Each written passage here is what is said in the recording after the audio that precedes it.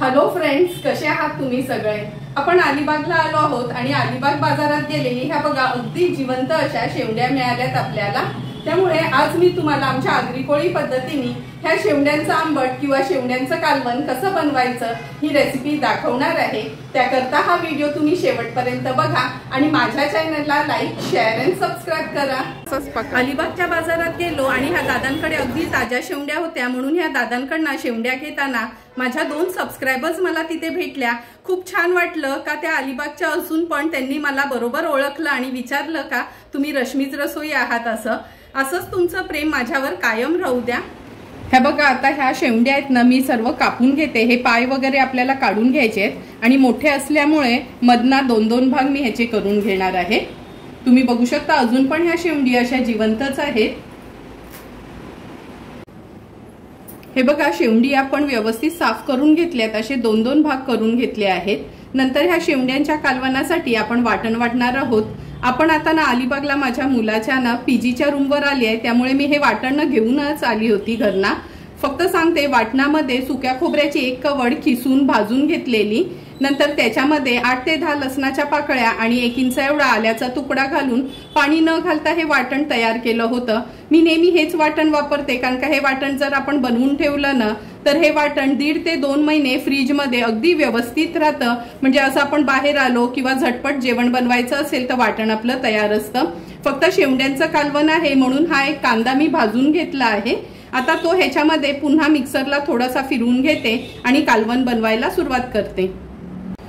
शेवडींचं कालवण बनवण्यासाठी आपण गॅसवर ही कढई ठेवली आहे। 3 टेबलस्पून एवढं तेल घेते, कारण का शेवडी किंवा चिंबोरी असली ना का थोडासा तेलाचा हात जास्त ठेवला का कालवण छान चमचमीत होतं। आता फोडणीला आपण 5 ते 6 लसणाच्या पाकळ्या घालूया। लसणाच्या पाकळ्या अख्ख्याच ठेवलेल्या, फक्त धुवून घेतल्या आणि चेचून घेतल्या आहेत। नंतर एक मोठ्या साईजचा कांदा बारीक चिरून घेतला आहे, तो ऍड करते। कांदा व्यवस्थित शिजवून घ्यायचा आहे। हे बघा कांदा पण आपला छान शिजला गेलाय। आता ह्याच्यामध्ये मी अर्धा चमचा हळद घालते।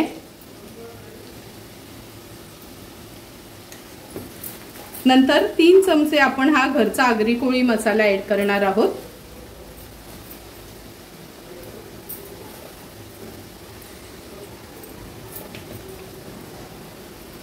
अगदी अर्धा चमचा एवढा आपला हा गरम मसाला, हा घरीच बनवलेला गरम मसाला आहे। ह्याचा व्हिडिओ देखील मी अपलोड केला आहे। मसाले कांद्यात छान असे परतून घ्यायचे आहेत। गॅसची फ्लेम मी हायवरच ठेवली आहे।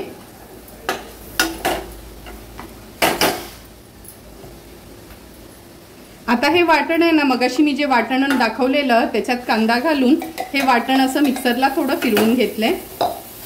मी कुठेही गेली ना तरी हे वाटण घेऊन जात असते, म्हणजे आयत्यावर जर काय बनवायचं झालं तर वाटण आपल्याकडे तयार असतं। म्हणून ते सुकं वाटण आहे ना मगाशी दाखवलेलं तसं वाटण मी नेहमीच नेते। वाटण पण छान तेलामध्ये असं परतून घ्यायचंय।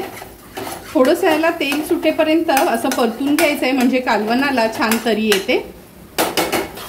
वाटण पण आपण व्यवस्थित शिजवून घेतले मसाल्यासोबत। आता ह्या शेवडी स्वच्छ धुवून घेतल्यात कापून, त्या ऍड करूया। नंतर आपल्या गरजेप्रमाणे पाणी ऍड करणार आहोत। ह्या मिक्सरच्या भांड्यातच मी पहिला पाणी घेतलं, कारण का त्याला वाटण लागलेलं होतं। व्यवस्थित मिक्स करून घेते।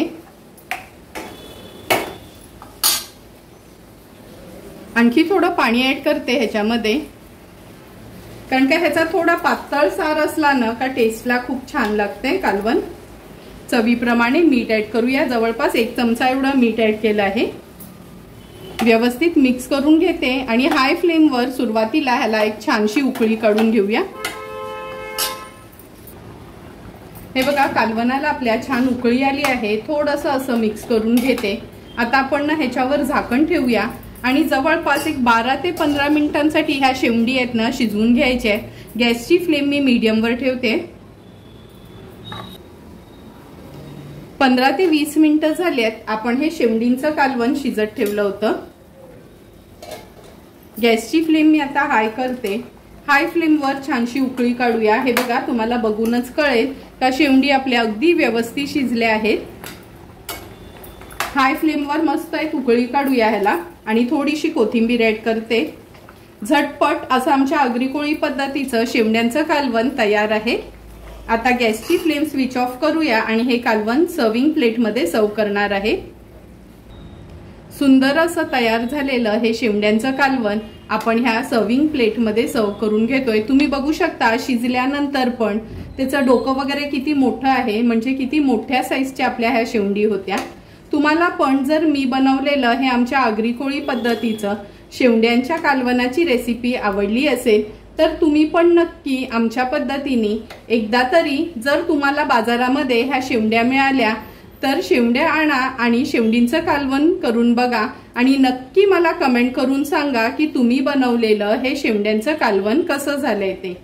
जर तुम्हाला मी बनवलेल्या ह्या शेवंड्यांच्या कालवणाचा व्हिडिओ आवडला असेल तर नक्की माझ्या चॅनलला तुम्ही लाईक, शेअर अँड सबस्क्राईब करा। Thank you for watching my video.